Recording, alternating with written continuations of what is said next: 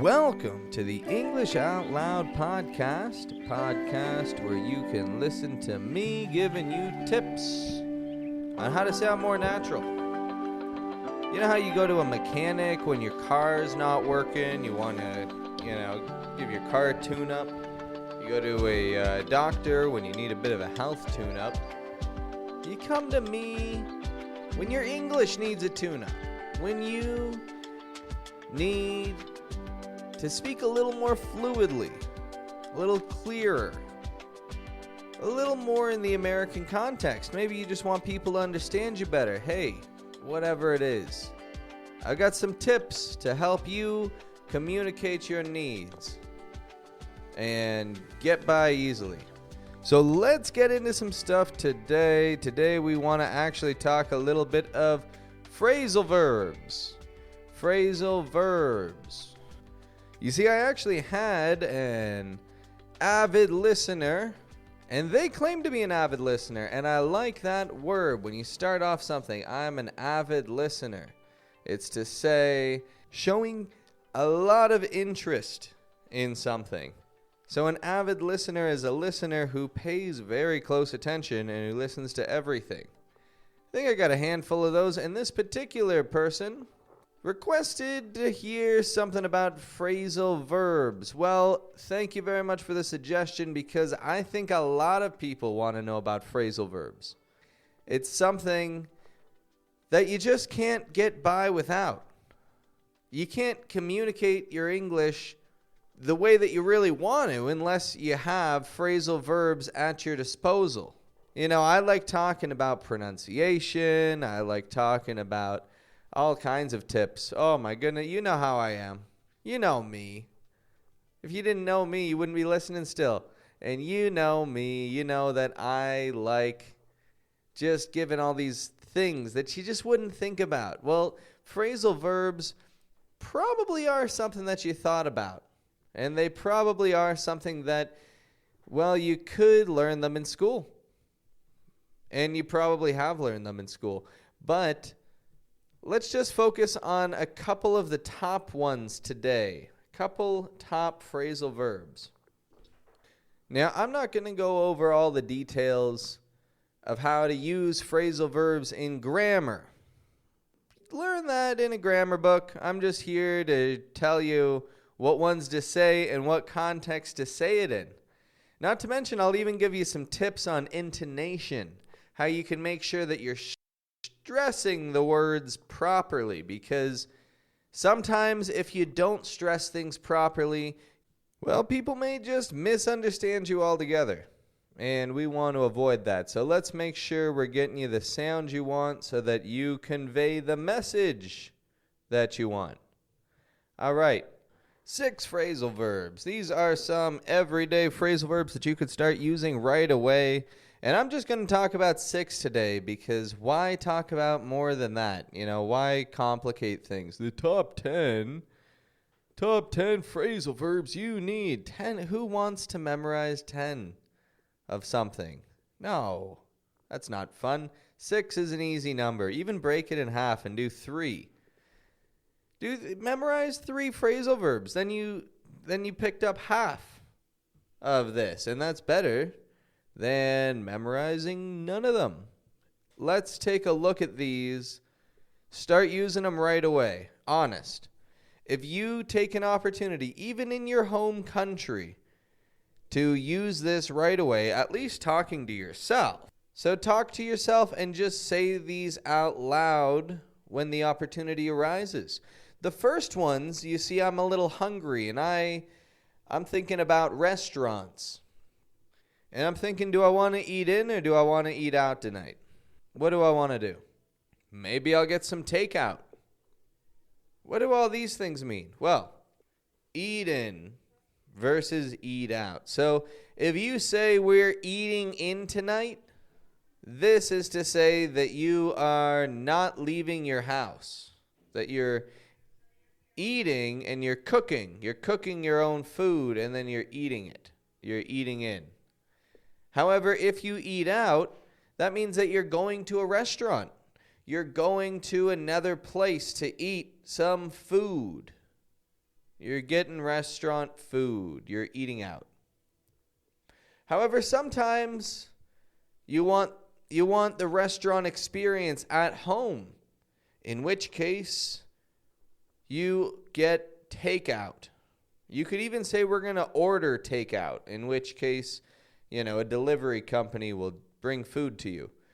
But if you get takeout, normally you call in or you tell them on an app what you want. You show up, you get it, and you go back with your goods and you gobble them up. Gobble them up. There we go. Gobble up. There's another. That's a funny sounding idiom. Gobble. Gobble up. Gobble up is to say eat. But not just to eat something, I suppose to eat it quickly, like cookies. Like if you've got cookies and milk and you're Santa Claus, then you gobble up them cookies. Gobble up. Anyway, we've already gone over so many of these today. You see how many there are? So many. Eat in, eat out, take out, gobble up. These phrasal verbs are a mix of a verb and a preposition. All right, so we're taking a verb and putting it with a preposition. The next one is figure out. Figure out. What does that mean? Figure out. So figure. What is a figure? Well, a figure is a picture. What? What does that have to do with anything? Has nothing to do with it. Figure out is to piece the picture together, to understand something, to come to understand something more. When you figure something out, you take the time to look at it, think about it critically, and determine what it is. Figure out. I'll give you an example. I need to figure out what to do for my vacation. You don't want to waste your vacation time. You got to figure it out. What are you going to do? Figure it out. Come to understand it. Figure it out. Another one here. Suppose that your car isn't working. You don't want to bring it to the mechanic. You say, I'll figure it out. I'll take some time, watch some YouTube videos and figure it out. Figure it out. That is what you can do. You can figure it out. Another out. This is the last out. Hang out. Hang out. What is hang out? What does that mean? We hang out when we're relaxing. When you just put your feet up and you don't have a care in the world. You're hanging out. Maybe you got some friends around, just hanging out, watching TV. Hanging out, watching a movie. Hanging out. If someone says, "What's up?" I'm hanging out. What? What's up? I'm hanging out. Next one there is to put off. To put something off. Suppose that I say I put off my project for a month. It means that I procrastinated with my project. Okay, there's another big word, procrastinate. I've spoken about this word in the past, but I'll tell you what it means again. It means to put something off. It also means to delay your responsibilities until the last moment. When maybe in the past you've had assignments for school, you just put them off. You say, I'll put them off for later. I'll procrastinate. I'll put them off for later. And you put off your assignments. You delay your responsibilities. You procrastinate. And finally, at the end of the day, you look at the clock and you say, I only got 10 hours until this, 12-page essay is due. But you know what you do in that moment? You bust out some of the most magnificent writing skills known to man. You manage to still pull off a solid 85%. At least I do. Because I am great at writing under pressure. Anyway, put off assignments. We put things off and we procrastinate. We delay our responsibilities. Put off. Another phrasal verb here is to say turn up. Turn up. Let's turn up the music. You know, when you hit the button to make the music louder, you turn up the music or you turn the music up. However, turn up can also mean to arrive. To arrive. Okay, think about this. So, of course, there is, turn up the music. All right, that turn up. Turn up can also mean to arrive. When? So, do you think they'll turn up? Do you think they'll turn up? I spoke with Jason the other day. He said they might not turn up tonight. They might not arrive tonight. Or you could say, people started to turn up once we turned up the music. And then the whole party was turned up. You see, you can also say turned up to say something is a lot of fun, crazy party kind of stuff. It's turned up. When the music's going, people are dancing, people are having fun. The party's on. It's turned up. Turned up. If you are turned up, if someone, if you happen to get turned up, it just means you are super energetic, super pumped up. Like I said, singing, dancing, having fun, partying, or being a goofball. You can be turned up on the subway. People might not like it, but get on the subway and get turned up. That maybe people will join you. Maybe you'll turn some other people up too. But turned up. So it could be about music, could be about people arriving. When will they turn up? When will they arrive? Or else it could be about emotions being turned up. However, things can also be turned down. Again, music. An antonym of turn up in terms of music is turn down, which is to say we lower the volume, reduce, turn it down, turn it down. Or turn down can also mean to refuse something. So, for example, you can turn down the music, or you can turn down an offer on a new car because you want a better offer. You turn it down. You refuse the offer. Turn down. So, what do we got here? Eat in. Eating at home. Home cooked meal. Eat out. Eating out of your home. Having a meal cooked by a professional chef, hopefully. Take out. Food that you take from the restaurant and you bring it home. Figure out. To come to understand something. Hang out.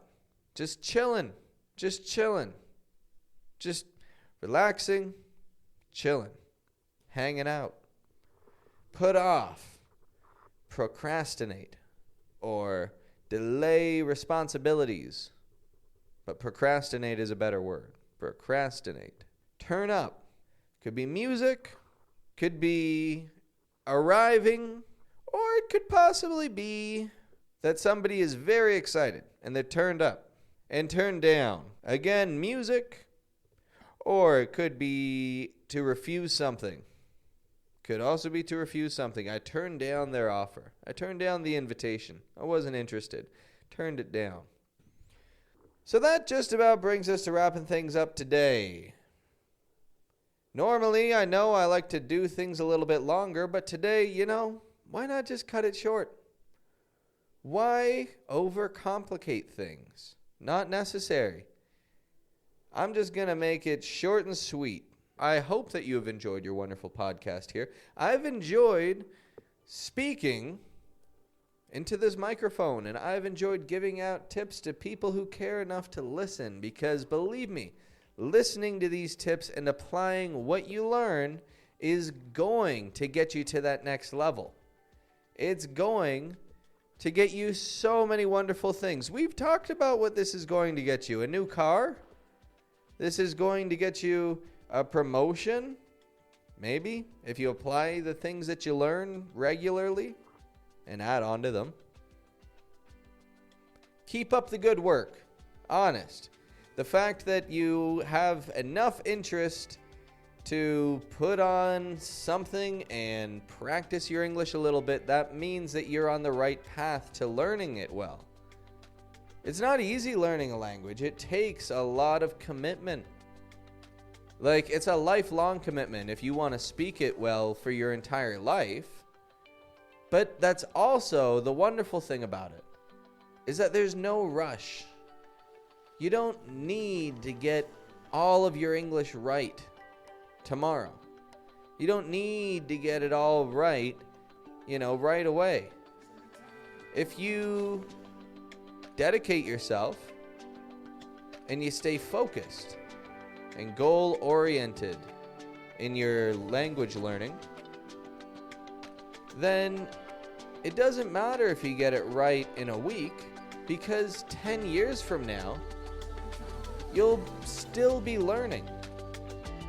And you'll be learning way more advanced things than you are today. So don't worry if you don't get it right away. Just be patient. Take some time to practice these phrasal verbs that we looked at today. Good handful of them. And in 10 years, all of these phrasal verbs will be a second nature to you. You won't even have to think about them. They'll just come up. And 10 years after that, you won't even recognize the person that's speaking.